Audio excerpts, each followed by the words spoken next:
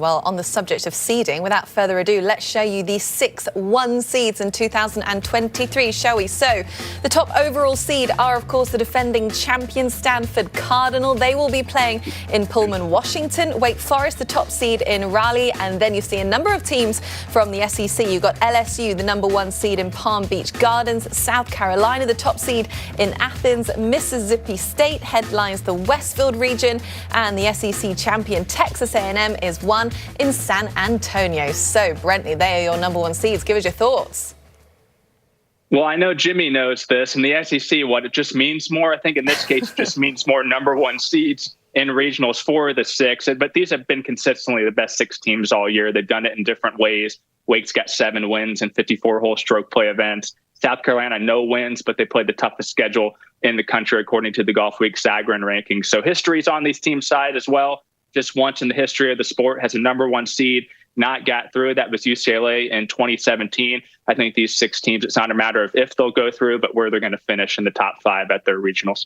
Okay, good stuff. So with that, let's reveal the team in our first region of the day, shall we? Starting with Palouse Ridge Golf Club in Pullman, Washington. Opened back in 2008, it is the home course for Washington State University. It's hosted men's regionals in the past and several Pac-12 championships. So here are the teams in that will be making their way to the Pacific Northwest. Already showed you Stanford. How about Baylor from the Big 12? They will be the 2 seed. You've got Southern Cal, led by Amari Avery, who stays west as the 3 seed. The Trojans coming off a win at the Pac-12 championships. And then you've got a couple of Eastern teams who will have to travel across the country. Clemson and Kentucky are the 4 and 5 seeds. Welcome back as we are rolling along on the Women's NCAA Golf Championship Selection Show. Our second region of the day is in the Lone Star State. TPC San Antonio will play host. Of course, TPC San Antonio also hosts the PGA Tours at Valero Texas Open on its Oaks course. So here are the teams that are playing in Texas. You've got SEC champion Texas A&M is the 1 seed. The 2 seed also hails from the SEC. You've got the Auburn Tigers, have been hot recently, finishing 4th or better in every event in the spring. Now, we know all about the Pepperdine men's team, national champs in 2021. The women's team is the 3 seed in San Antonio, and Big 12 champion Oklahoma State is the 4th seed. So let's take a closer look at the 1 seed in the region, the Texas A&M Aggies. The deepest conference in the country was the SEC, and just a couple of weeks ago, it was the Aggies that ended up winning the conference tournament, outlasting Mississippi State 3-2 in the match play final. So that was the first conference championship for A&M since 2015, and they're coming off a strong showing in the NCAAs in 2022. The Aggies made the championships for the first time in 5 years and made it all the way to the semi-final match. Like most of the top seeds, A&M is deep.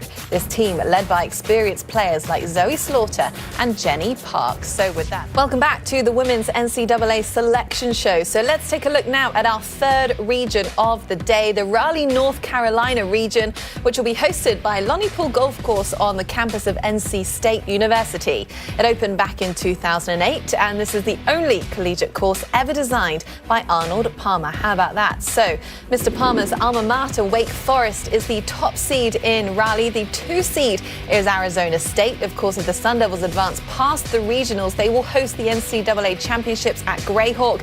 And then a couple of Florida teams don't get to play in the Palm Beach Gardens region. The Gators and Seminoles have to travel to North Carolina.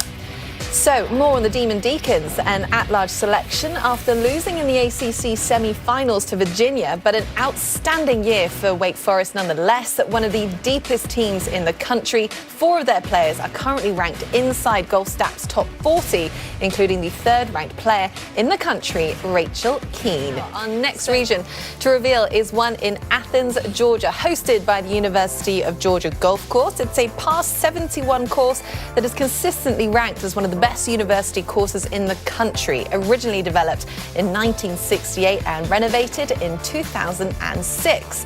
So the number 1 seed in Athens are the South Carolina Gamecocks, a tremendously talented team led by Scotland's Hannah Darling.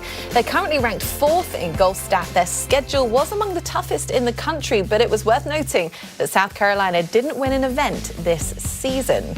So let's take a look, shall we, at the other teams in Athens, Georgia. You've got San Jose State is the 2 seed. The Spartans were a 1 seed last year. This year they'll have to travel across country though. And you've got the 2021 champions. Ole Miss are the 3 seed, led by their senior Andrea Lignell. And then the 4 seed in the region is Ohio State. The Buckeyes attempting to advance past regionals for the first time since 2018.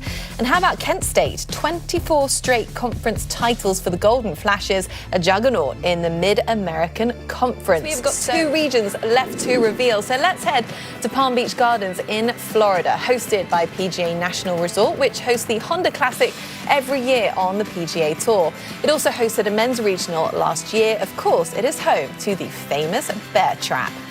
And so the top seed in the region are the LSU Tigers. Another big year for the Bayo Bengals in one of the deepest women's fields of the year. LSU went to Hilton Head Island and won the Darius Rucker Intercollegiate, rallying in the final round for a 4-shot win back in early March. So the Tigers are led by their senior Ingrid Lindblad, one of the best amateurs in the world. In 8 starts this season, Lindblad has 2 wins and hasn't finished worse than tied for 11th. Well, LSU also finished first at the SEC Championships in the stroke play portion of the event before losing in the semi-finals of match play. So here we go. Here are the other teams that get to take on the Bear Trap. They include the Texas Longhorns, who will be the 2nd seed. You've got Central Florida, who enters as the 4th seed, and they go to the NCAA tournament ranked in the top 20 for the first time in program history. You then got 7-time national champion Duke is the 5 seed, and one team to keep an eye on is the 3 seed Northwestern. They were the national runner-up in 2017. So guys, we have made it onto our final region of the day. Let's head to Westfield, Indiana. The club at Chapman Hills will play host for the region, a private course outside of Indianapolis. The 18-hole championship course was designed by Pete Dye. And at the top seed in Westfield are the Bulldogs of Mississippi State, one of 4 teams from the SEC that earned top seeds.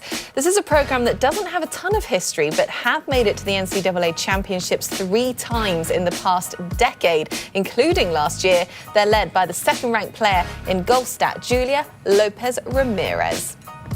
So here we go. Let's take a look at the teams that will head to Hoosier State. The final 12 teams in the field. You've got the Oregon Ducks are the 2 seed. They were last season's national runner-ups. Vanderbilt is the 3 seed. They've missed the NCAA championships in 6 of the past 8 years.